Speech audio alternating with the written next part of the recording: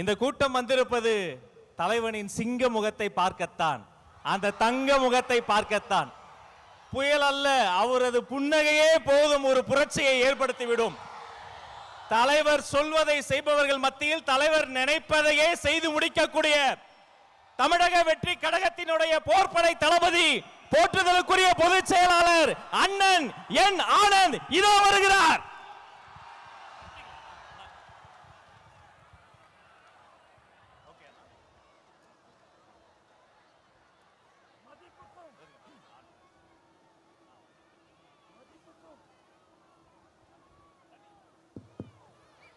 மதிப்புக்கும் மரியாதைக்குரிய தமிழக வெற்றி கழகத்தின் தலைவர், 2026 தமிழகத்தின் முதல்வர், நம் வெற்றி தலைவர் தளபதி உங்களை பார்க்க நம் ஈரோடு மாவட்டத்திற்கு வந்திருக்கிறார். இந்த மண்ணின் மைந்தர் அண்ணன் KS மற்றும் தலைவரை காண கூடியிருக்கும் கழகத்தின் மாநில மாவட்ட நிர்வாகிகள், ஒன்றியம், கிளைக்கழகம், வார்டு பகுதி மற்றும் சார்பணிகள், தளபதி நெஞ்சில் குடியிருக்கும் ஈரோடு மக்களே, உங்கள் அனைவருக்கும் வணக்கம். நம் கொள்கை தலைவர் பெரியாரின் மண்ணில் நம் வெற்றி தலைவர் தளபதி வந்திருக்கிறார். மங்களகரமான மஞ்சள் மண்ணில் மக்கள் விரும்பும் முதல்வர் வேட்பாளர் வந்திருக்கிறார். இனி எப்போதும் ஈரோடு தளபதியின் கோட்டை. தயார்படுத்திக் கொள்ளுங்கள் உங்கள் குடும்ப ஓட்டை. நண்பர்களே, நாம் இங்கு கூடியிருப்பது வெறும் கூட்டத்திற்காக அல்ல, ஒரு மாபெரும் மாற்றத்திற்கான தொடக்கத்திற்காக. தளபதியின் கரத்தை வளப்படுத்துவோம். ஒவ்வொரு வீட்டிற்கும் நம் கொள்கையை கொண்டு செல்லுங்கள். நாம் போடுவது வெறும் ஓட்டல்ல, தமிழ்நாட்டின் எதிர்காலத்தின் அஸ்திவாரம். தளபதியின் வழியில் தளபதியின் வெற்றிக்காக ஒன்றிணைவோம். வெற்றி நிச்சயம். நன்றி, வணக்கம். நன்றி அண்ணா. திக்கெட்டும் திசையெட்டும் இருந்து பெரியோர்களும் தாய்மார்களும் கூடி இருந்தது இந்த ஒரு நொடிக்காகத்தான். நேரில் வந்திருக்கிற சொந்த பந்தங்களே, நேரகில் பார்த்து கொண்டிருக்கக்கூடிய உலக தமிழர்களே, தமிழக வெற்றி கழகத்தினுடைய வெற்றி தலைவர், வருங்கால முதல்வர், தமிழ்நாட்டின் தலையெழுத்தை மாற்ற போகிற மந்திரம், தர்மத்தாயின் தல புதல்வன், உங்கள் முன்னால் ஈரோடு மண்ணில், நம் கொள்கை தலைவர் மண்ணில் வெற்றி தலைவர் இதோ வருகிறார்.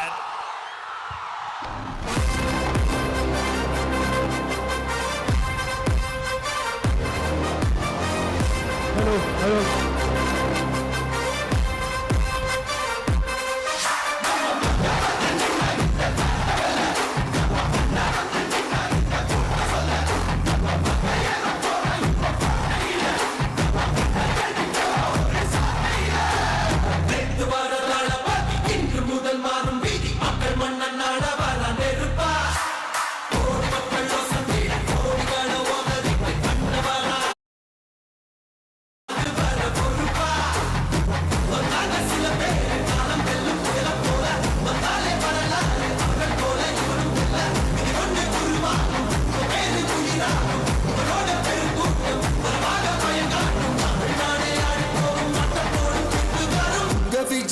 விஜய் உயிர் என்ன வரனா, விஜய் எளியவன் குரல்னா, விஜய் தனியார் இல்ல கடல்னா.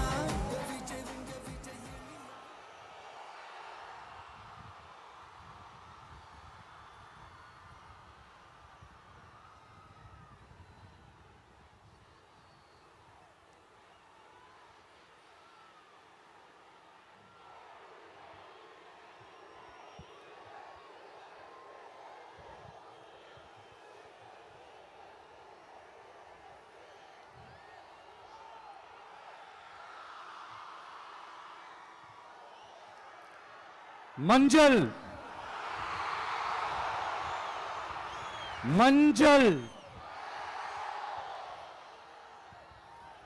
பொதுவா நல்ல காரியங்கள் ஸ்டார்ட் பண்றதுக்கு முன்னாடி இந்த மஞ்சள் எடுத்து வச்சு தான் ஸ்டார்ட் பண்ணுவாங்க.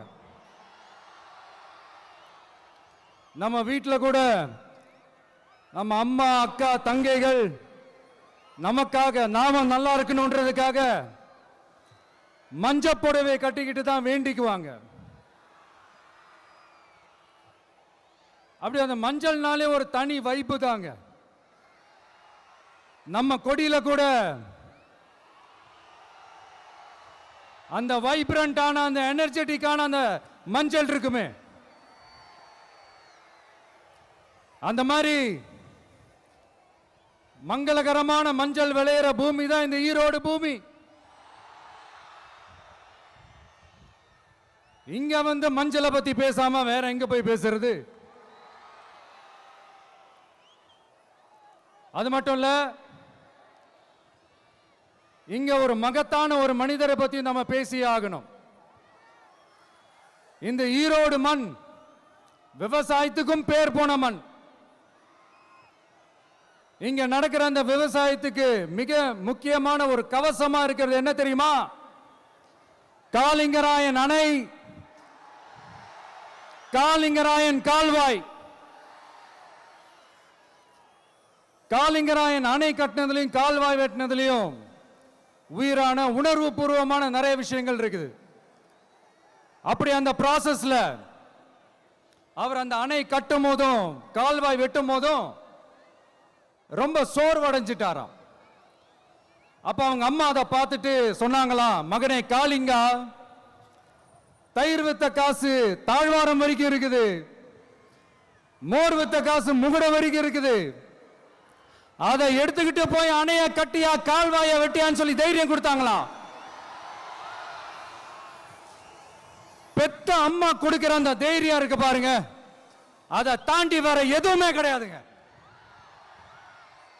ஒரு மனுஷனால எதையும் சாதிச்சு காட்ட முடியும்.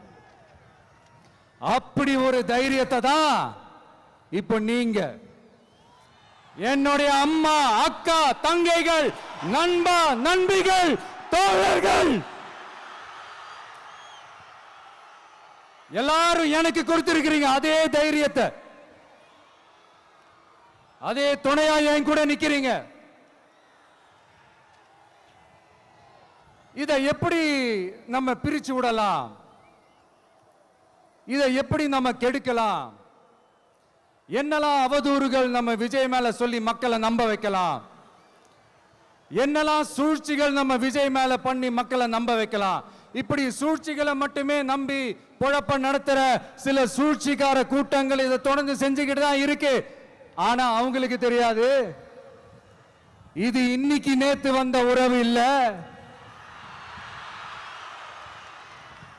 கிட்டத்தட்ட 30-33 வருஷத்துக்கு மேல இருக்கிற உறவு. ஏன் நான் சினிமாக்கு வந்தப்போ எனக்கு வயசு 10, அப்பல இருந்தே இந்த உறவு ஸ்டார்ட் ஆகி போயிட்டு இருக்குன்னு அவங்களுக்கு தெரியாம போச்சு. அதனால என்ன பண்ணாலும், நீங்க என்ன ட்ரை பண்ணாலும்,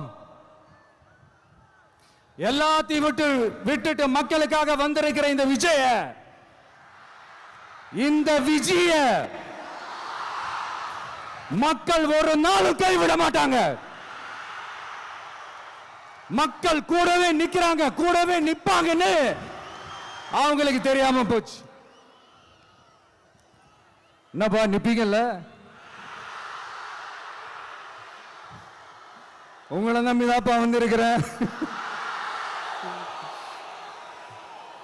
அதான் இந்த சத்தம் தாங்க வாழ்நாள் பூரா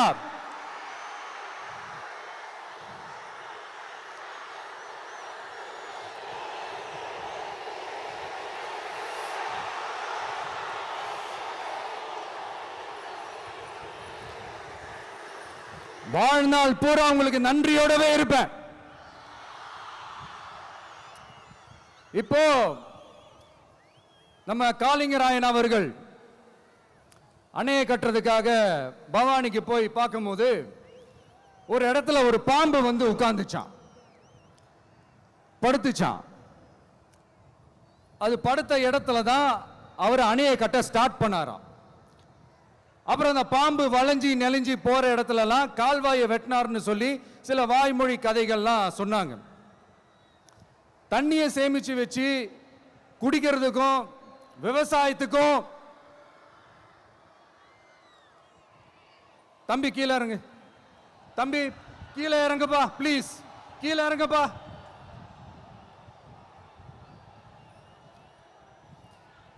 ஓகே, தேங்க்யூ தேங்க்யூ. கீழே இறங்குங்க, கீழே இறங்குப்பா. நீ இறங்கினாதான் முத்தம் கொடுப்பேன்.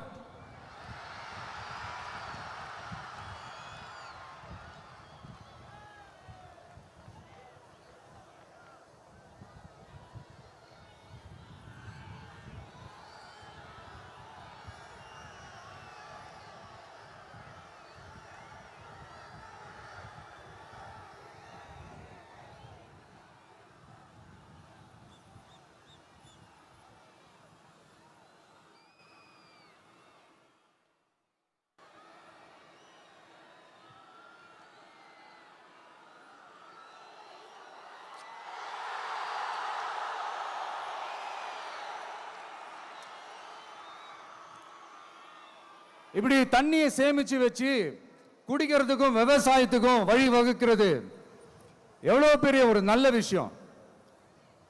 சோ இந்த மாதிரி நல்ல விஷயங்கள்லாம் செஞ்சிட்டு கதைகள் சொன்னா பரவாயில்ல, எதுவுமே செய்யாம கதைகளை மட்டும் அடிச்சு கூடுறது எப்படி? அத்திக்கடவு அவிநாசி திட்டத்தை இன்னும் விரிவுபடுத்தினா அந்த 3 மாவட்டத்தில் இருக்கிற லட்சக்கணக்கான மக்களுக்கு எவ்வளவு பிரயோஜனமா இருக்கும். எத்தனையோ லட்சம் ஏக்கர் நிலங்கள்ல விவசாயம் நடத்தினா எவ்வளவு பிரயோஜனமா இருக்கும். ஏன் அதெல்லாம் பண்ண மாட்டேன்றீங்க? வள்ளுவர் கோட்டத்துக்கு காட்டுற அக்கறைய இங்க மக்கள் வாழ்வாதாரத்தில் கொஞ்சம் காட்டலாம்ல, ஏன் காட்ட மாட்டேன்றீங்க? இங்க என்ன கவர்மெண்ட் நடத்துறாங்களா இல்ல கண்காட்சி நடத்துறாங்களா? இந்த 21ஆம் நூற்றாண்டிலே மக்களை பத்தி எதுவுமே யோசிக்கிறது இல்ல. ஆனா அந்த காலத்திலேயே இது எல்லாத்தையும் பத்தி யோசிச்ச மக்களை பத்தி, குடிக்கிற தண்ணியை பத்தி, விவசாயத்தை பத்தி, அணை கட்டுறதை பத்தி, கால்வாய் வெட்டுறதை பத்தி, இதெல்லாம் எங்கிருந்து? பவானியிலிருந்து நொய்யலாறு வரைக்கும் கால்வாய் வெட்டி இது எல்லாத்தையும் பத்தி யோசிச்ச காளிங்கராயன் அவர்களுக்கு கோடி கும்பிடு போட்டாலும் பார்த்தாதுங்க. இப்படி அந்த காலத்தில் இருந்த ஒரு ஹீரோவை பத்தி பேசிட்டு இந்த காலத்தில், அதாவது 1920th செஞ்சுரியில் இருந்த ஒரு ஹீரோவையும் பத்தி நம்ம பேசி ஆகணும்ல. ஒருத்தர் இலகிய மனம் கொண்ட ஹீரோனா இன்னொருத்தர் இரும்பு மாதிரி அயன் மேன் தான். எஸ், நம்ம ஈரோடு கடப்பாறை தான்.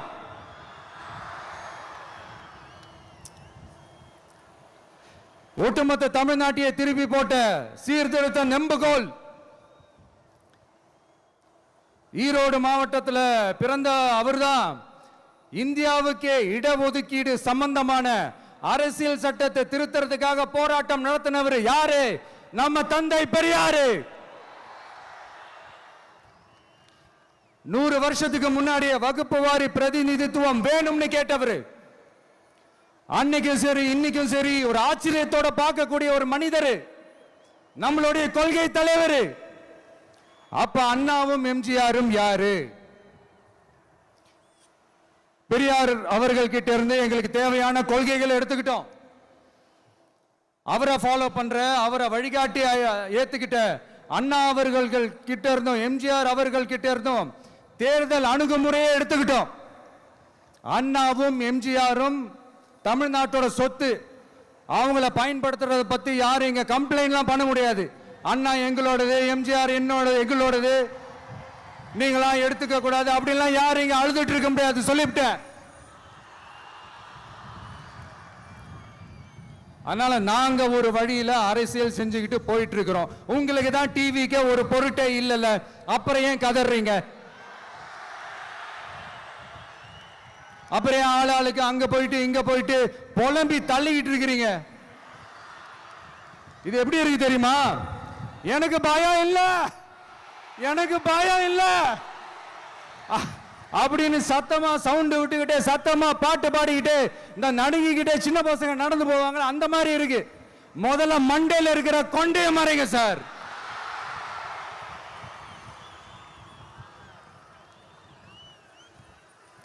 சும்மா மாறு வேஷத்துல மறு வச்சுக்கிட்டு மீடியா ஆளு ரேடியோ ஆளுன்னு இவங்க ஆளுங்களே மாத்தி மாத்தி அனுப்பிக்கிட்டு இதெல்லாம் என்ன மக்களுக்கு தெரியாதுன்னு நினைச்சிட்டு இருக்கீங்களா? மக்கள் எல்லாத்தையும் உன்னிப்பா கவனிச்சிட்டு இருக்காங்க. அதனாலதான் சொல்றேன், உங்களுக்கு நீங்க கொள்ளையடிச்சு வச்சிருக்கிற காசு தான் துணை. ஆனா எனக்கு என் மேல எல்லையில்லா பாசம் வச்சிருக்கிற இந்த மாசு தான் துணை.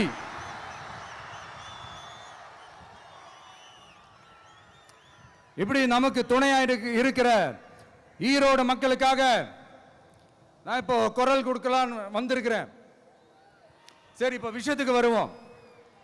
பெரியார் அவர்கள் கிட்ட இருந்த அந்த செல்வாக்கையும் அந்த பதவிகளையும் அந்த பவரையும் வச்சுக்கிட்டு அவர் என்ன சொன்னார் தெரியுமா? இவ்வளவு செல்வாக்கு, இவ்வளவு பதவிகள், இவ்வளவு பவர் இருந்தோம் நான் ஒரு 5 பைசா காசு சம்பாதிச்சிருப்பேனா? எனக்கோ இல்லை என் குடும்பத்துக்கோ பட்டங்கள் வேணும், பதவி வேணும்னு ஏதாவது கேட்டிருப்பேனா? இல்லை ஏதாவது லாபம் பார்த்திருப்பேனா? இல்லை எதுக்காவது ஆசைப்பட்டிருப்பேனா? ஆனா அவர் பேரை சொல்லிக்கிட்டு அவருடைய கொள்கையை ஃபாலோ பண்றதா சொல்லிக்கிட்டு இப்ப ஆட்சியில இருக்கிறவங்க என்னெல்லாம் செய்யறாங்கன்னு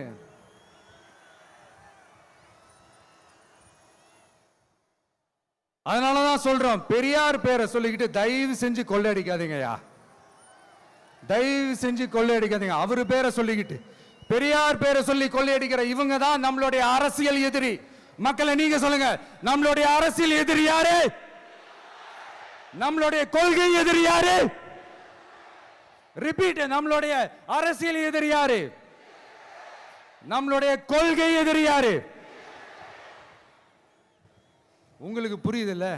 எனக்கு அது போதும்யா, எனக்கு வேற எதுவுமே தேவையில்லை.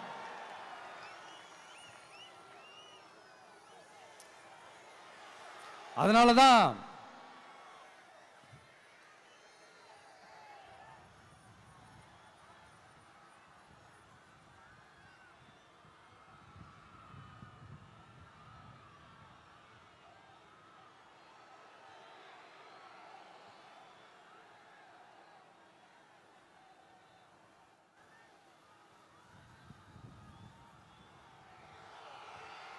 உங்களுக்கு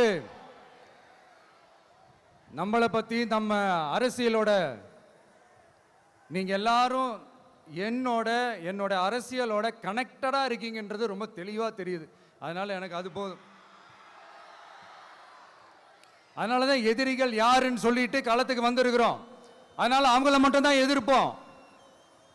அதுவும் அந்த எதிரிகள் யாரு இப்போ இங்க 2026 சட்டமன்ற தேர்தலில் களத்தில் இருக்கிறாங்களோ அவங்கள மட்டும் தான் எதிர்ப்போம். சும்மா களத்திலே இல்லாதவங்களையும் களத்துக்கும் அவங்களுக்கும் சம்பந்தமே இல்லாதவங்களையும் எதிர்க்கிற ஐடியாலாம் இல்ல பாஸ். நீங்க கேட்கிறீங்கன்றதுக்காக எதிர்த்துட்டு இருக்க முடியாது பாஸ். எங்களுக்கு நிறைய வேலை இருக்குது.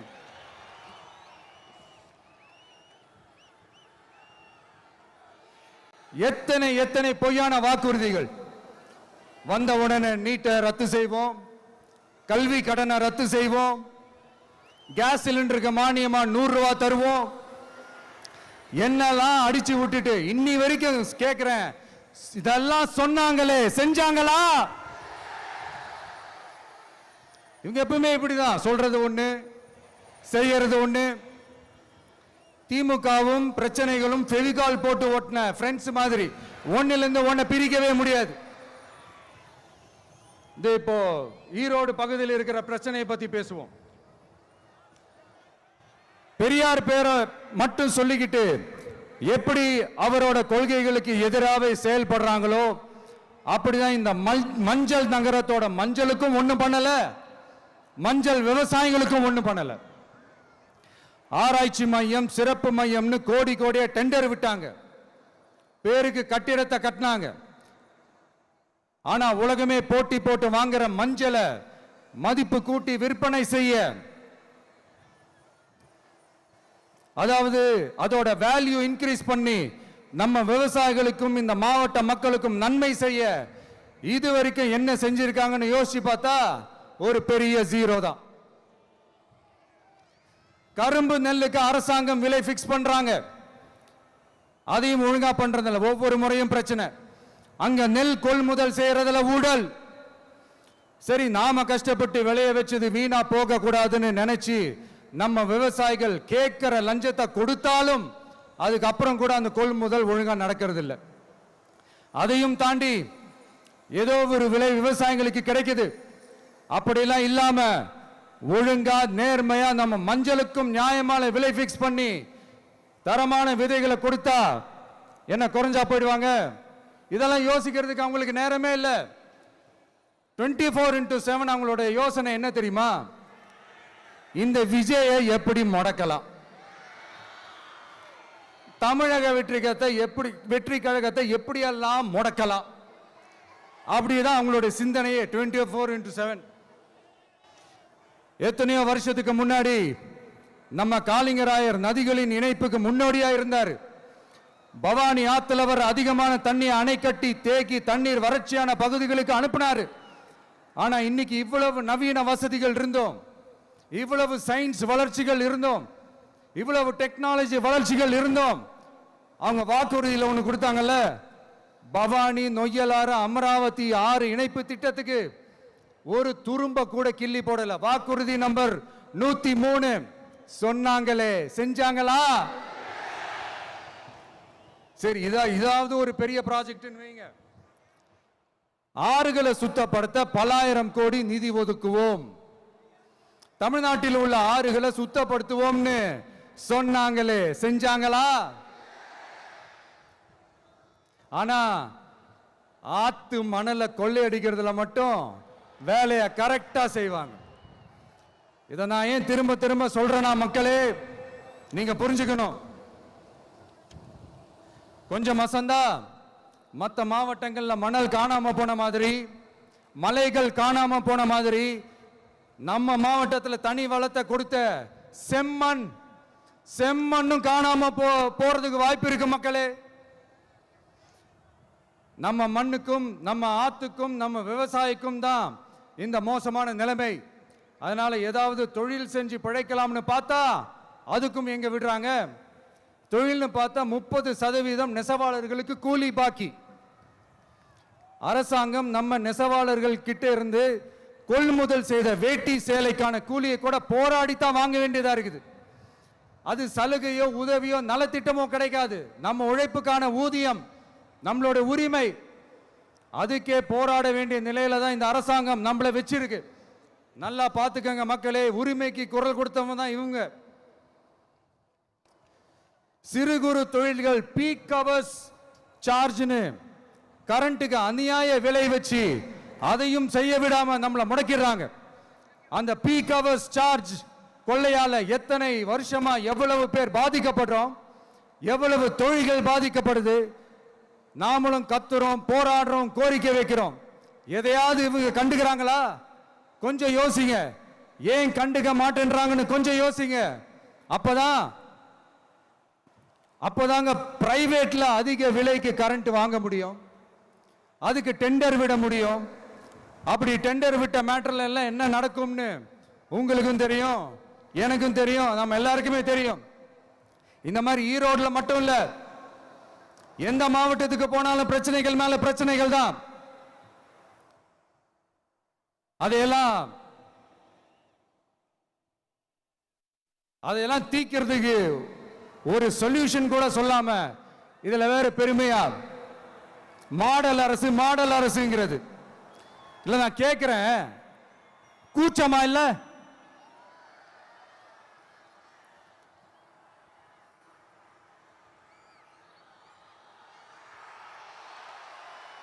இதெல்லாம் கேட்டா அப்படியே நம்ம பக்கம் யூ டர்ன் அடிச்சு வந்துருவாங்க. விஜய் என்ன அரசியல பேச மாட்டேன்றாரு. விஜய் என்ன சினிமா டயலாக் மாதிரி பேசுறாரு, விஜய் என்ன பஞ்ச் டயலாக் பேசுறாரு, விஜய் என்ன 10 நிமிஷம் தான் பேசுறாரு, 9 நிமிஷம் தான் பேசுறாரு. நான் எத்தனை நிமிஷம் பேசினா உங்களுக்கு என்ன சார்? நான் எப்படி பேசினா உங்களுக்கு என்ன சார்? உள்ள விஷயம் என்னன்னு பாருங்க சார். ஒவ்வொரு மாவட்டத்துக்கும் போய் மக்கள் ஃபேஸ் பண்ற பிரச்சனைகளை எடுத்து பேசிட்டு இருக்கிறேன். பின்ன அது அரசியல் இல்லாம வேற எதுதான் அரசியல்? உங்களை மாதிரி தனிப்பட்ட முறையில் தரக்குறைவா அசிங்கமா பேசுறதுதான் அரசியல்னா அந்த அரசியல் நமக்கு வராது. வராதுன்னா நல்லாவே வரும். உங்களை விட எனக்கு அது நல்லாவே வரும். வேணான்னு விட்டு வச்சிருக்கிறோம். அப்புறம் உங்களுக்கு நமக்கு என்ன வித்தியாசம்? காஞ்சிபுரத்தில் நாம பேசும்போது இந்த மாதிரி உங்களால் அமைக்கப்பட போற ஆட்சியில நம்ம ஆட்சிக்கு வந்த உடனே என்னெல்லாம் செய்ய போறோம்ன்றது சிலது சொன்னோம். அதையெல்லாம் தப்பா புரிஞ்சுக்கிட்டு இப்போ சொல்றேன், விளக்கமா சொல்றேன். நான் சலுகைகளுக்கு எதிரானவன் கிடையாது.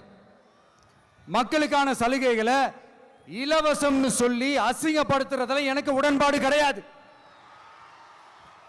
மக்கள் காசுல மக்களுக்கு செய்யறதை எப்படி இலவசம்னு சொல்லுவீங்க? அப்படியே செஞ்சிட்டாலும் ஓசில போறேன்னு சொல்லி அசிங்கப்படுத்துறீங்க. என்ன கேட்கறதுக்கு ஆள் இல்லைன்னு நினைச்சீங்களா? மக்களுக்கு ஒண்ணுன்னா இந்த விஜய் வந்து நிப்பா, இந்த விஜய் வந்து கேள்வி கேட்பா. இந்த விஜய் எப்பவுமே மக்கள் பக்கம் தான். அதே மாதிரி மக்களும் என் பக்கம் தான். என் மக்கள் மானத்தோட மரியாதையோட கௌரவத்தோட வாழணும். என் மக்கள் யாருக்கும் கீழே கிடையாது. அப்படி அவங்க கௌரவத்தோட வாழணும்னா அவங்களுக்கான வாழ்க்கை தரம் உயரணும். வாழ்க்கை தரம் உயரணும்னா அவங்களோட வாழ்வாதாரம் உயரணும். வாழ்வாதாரம் உயர்ந்தாதான் பொருளாதாரம் உயரும். பொருளாதாரம் உயர்ந்தாதான் வசதி வாய்ப்புகள் உயரும். இதெல்லாம் உயர்ந்தாலே ஆட்டோமேட்டிக்கா அவங்களோட வாழ்க்கை தரம், அவங்களுக்கான மரியாதை, அவங்களுக்கான கௌரவம் எல்லாமே உயரும். இதுக்கான வழிகள், அந்த சூழல்களை அந்த கவர்மெண்ட் அமைச்சு கொடுக்கணும். இதுக்கான அந்த திட்டங்களை செயல்படுத்தணும். இதெல்லாம் செஞ்சாதான் அந்த அரசாங்கம் ஒரு நல்ல அரசாங்கம். இதைத்தான் சொன்னோம்.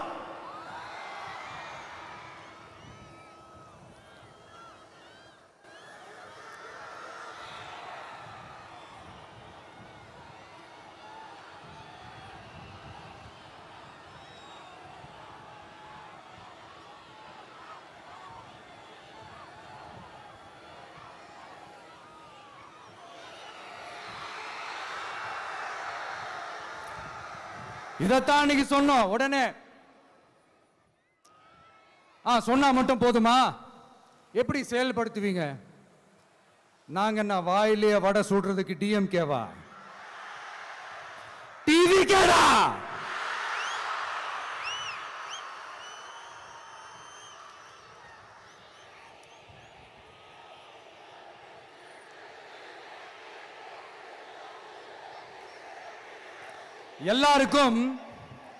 எல்லாருக்கும் நிரந்தரமான ஒரு வீடு இருக்கணும்னு சொன்னோம். உடனே எங்க ஆட்சியிலே நாங்க எல்லாரும் வீடு கட்டி கொடுத்துட்டோமே அப்படிங்கிறது இல்ல. நான் கேட்கிறேன், இங்க உங்களை தான் கேட்கிறேன், இங்க வாடகைக்கு இருக்கிறவங்களே இங்க யாரும் இல்லையா?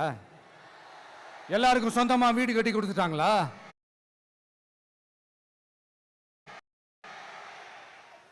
அடுத்து வீட்டில் இருக்கிற ஒவ்வொருத்தரும் மினிமம் டிகிரி படிச்சிருக்கணும் அப்படின்னு சொன்னோம்.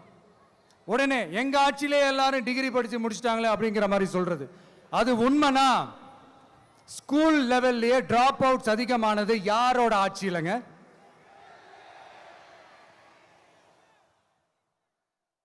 பசங்க பிள்ளைங்க யாரும் ஸ்கூல்ல சேரலன்னு சொல்லிட்டு எனக்கு தெரிஞ்சு 207 கவர்மெண்ட் ஸ்கூல்ஸ் மூடினது யாரோட ஆட்சியிலங்க? இதுல கல்வியில் சிறந்த தமிழ்நாடுன்னு டிராமா வேற. அடுத்து குடும்பத்தில் ஒருத்தருக்கு நிரந்தரமான வருமானம் வரணும், வேலை வாய்ப்பு கிடைக்கணும் அப்படின்னா நாங்க கொடுக்காத வருமானமா, நாங்க கொடுக்காத வேலையா அப்படிங்கிறது. எத்தனையோ லட்சம் காலி பணியிடங்கள் நிரப்புவோம்னு வாக்குறுதி கொடுத்துட்டு ஆட்சிக்கு வந்தீங்களே, எத்தனை லட்சம் காலி பணியிடங்களை நிரப்புனீங்க? அட்லீஸ்ட் 1 லட்சம் காலி பணியிடங்களாவது நிரப்புனீங்களா? இதெல்லாம் சொல்லிட்டு மக்களை ஏமாத்துறது யாரோட ஆட்சி இல்லைங்க? அடுத்து ரொம்ப முக்கியமா, பெண்களுக்கு பாதுகாப்பு இல்ல, சட்டம் ஒழுங்கு சரியா இல்லைன்னு சொன்னா தமிழ்நாட்டில் பெண்கள் பாதுகாப்பு தான் அதிகமா இருக்குதான். நீங்க சொல்லுங்க மக்களே, பெண்கள் பாதுகாப்பு இருக்கு?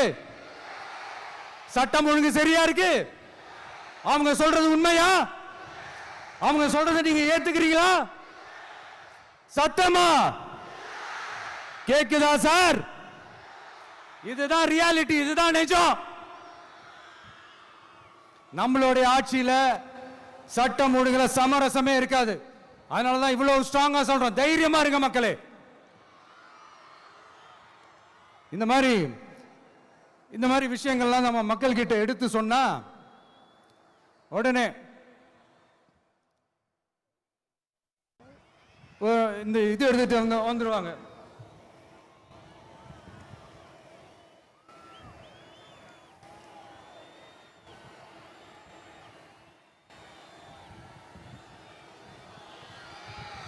இந்த மாதிரி இதெல்லாம் என்னென்ன செய்ய போறோன்றது சிலதெல்லாம் காஞ்சிபுரத்தில் சொன்ன மாதிரி சொன்னா எல்லாத்தையும் தப்பா திருச்சி பேசிக்கிட்டு அவதூறு பரப்பிக்கிட்டு. நான் கூட யோசிப்பேன், எம்ஜிஆர் அவர்களும் மேடம் ஜெயலலிதா மேடம் அவங்களும் ஒரே வார்த்தையில சொல்லி இந்த திமுகவை காலி பண்ணாங்கல்ல. நான் கூட யோசிப்பேன், ஏன் இவ்வளவு ஹார்ஷா பேசுறாங்க, ஏன் இவ்வளவு ஹார்ஷா அவங்கள திட்டுறாங்கன்னு யோசிச்சது உண்டு. இப்பதானே புரியுது. அவங்க ரெண்டு பேரும் சொன்னதை இப்ப நானும் ரிப்பீட் பண்றேன். திமுக ஒரு தீய சக்தி, திமுக ஒரு தீய சக்தி, திமுக ஒரு தீய சக்தி, திமுக ஒரு தீய சக்தி, தீய சக்தி, தீய சக்தி, தீய சக்தி. என் நெஞ்சில் குடியிருக்கும் ஈரோடு மக்களே,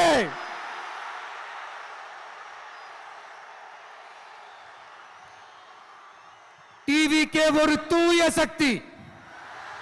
எப்படி? டிவிகே ஒரு தூய சக்தி. தூய சக்தி டிவிகேவுக்கும் தீய சக்தி டிஎம்கேவுக்கும் தான் போட்டியே.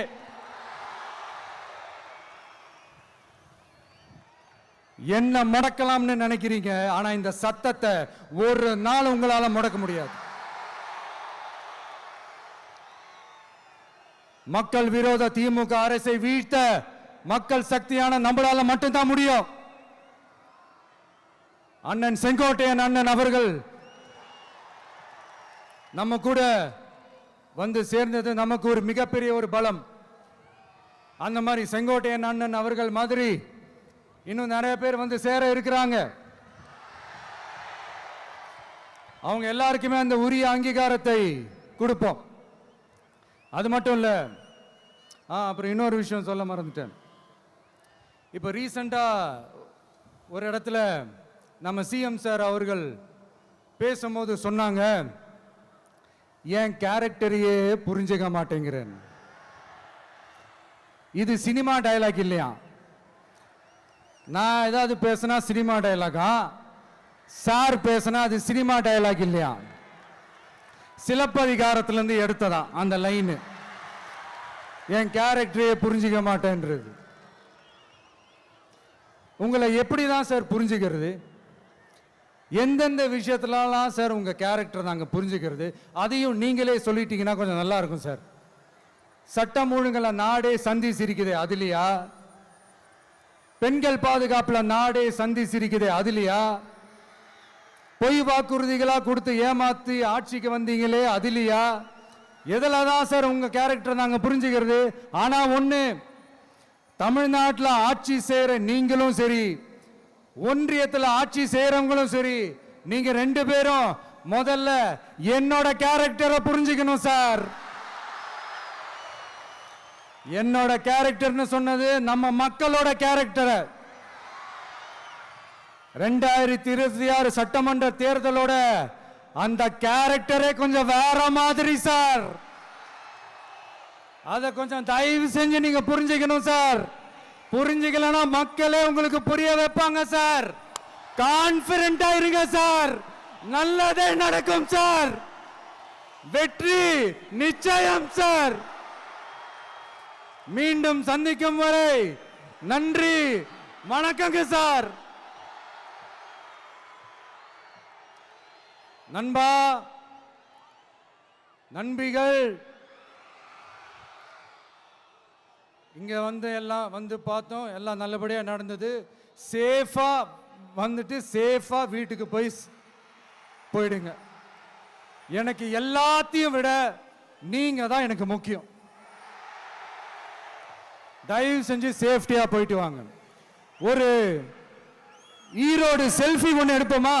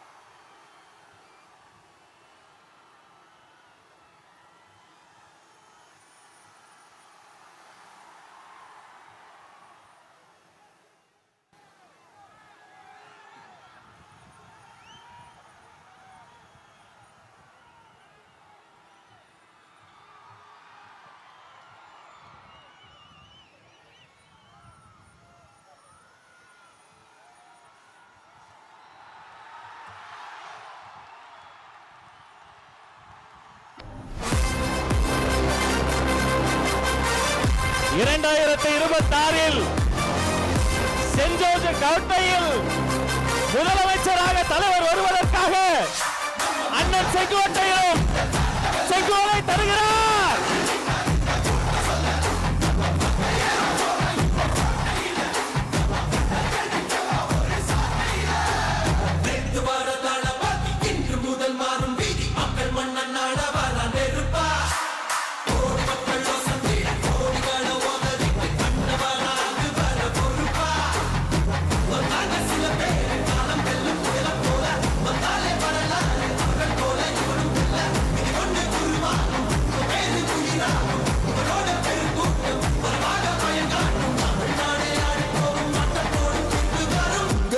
உங்க விஜய் உயிர் என்ன வரனா? உங்க விஜய் எளியவன் குரல் தான். உங்க விஜய் தனியார் இல்ல கடல் தான். உங்க விஜய் எளியவன் குரல் தான். உங்க விஜய் தனியார் இல்ல கடல் தான். மக்கள் தானே மன்னர்களை உனக்கு காட்ட வரனா?